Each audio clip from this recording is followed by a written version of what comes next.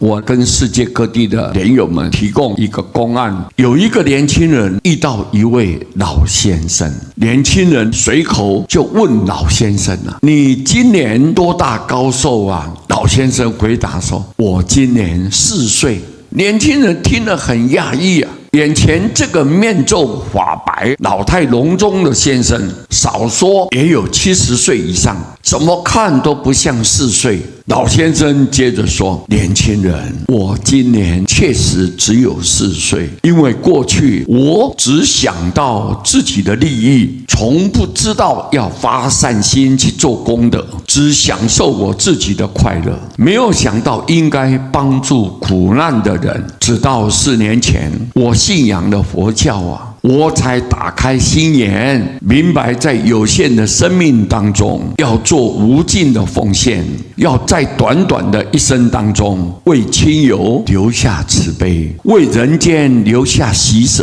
为生命留下信仰，为自己留下因缘老人家又接着说，4年前我才从睡梦中醒过来，看清了许多世间的真相，才真正重新做人，明了生命的价值。年轻人我以前浪费虚度岁月只有这4年来，我才真正打开灵魂的门窗，迎接慈悲的阳光，喜舍的雨露，所以我只有4岁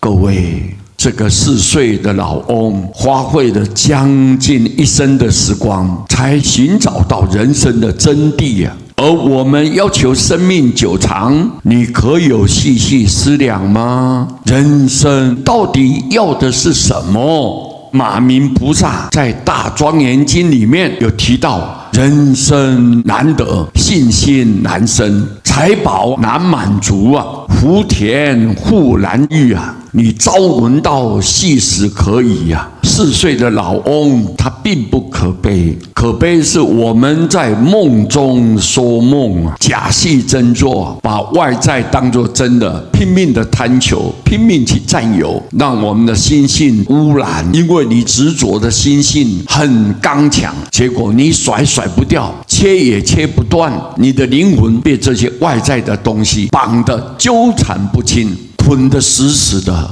所以我们要跳脱就很困难。因此我们在人世间，除了对外在不要贪求以外，更是能够尽力自己的能力，为众生多奉献。该做的我们应该尽力的去思维，创造你生命的价值跟意义，一心好好的念佛，成就你的道业。这个是我们要很清楚的观念。如果连这一点观念都没有，我们就迷信了，就是真正的迷信了，这就非常的可惜，非常的遗憾。今天将这个公案提供给大家知道。南无阿弥陀佛。